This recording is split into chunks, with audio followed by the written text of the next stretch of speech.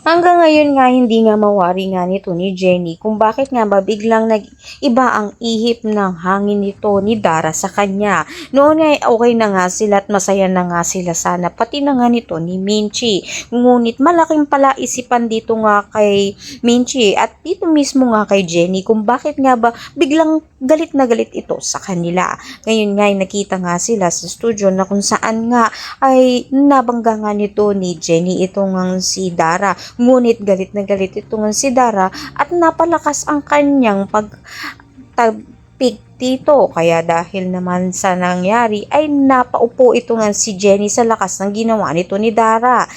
Dumating nga ito nga si Minchi na kung saan nga pinagtanggol nga ito si Jenny at sinabi niya nga rito na kung may problema nga ito nga si Dara sa kanya ay wag nga idamay ito nga si Jenny dahil wala nga itong kaalam-alam at hindi pa rin nga niya maintindihan kung bakit nga ba naging magkagalit nga muli sila. Hindi pa rin nga sinasabi nito ni Dara ang katotohanan na patunayan niya na nga sa kanyang ginawang pag-DNA test dito nga kay Jenny na anak nga nito ni Dio, ito nga si Jenny. Paano pa nga kaya kapag nalaman na nga nito ni Jenny ang katotohanan, tunay na ama nga niya ito nga si Dio. Magalit nga kaya siya kay Minchi. Ang lahat ng yan abangan natin. Maraming salamat sa iyong panood.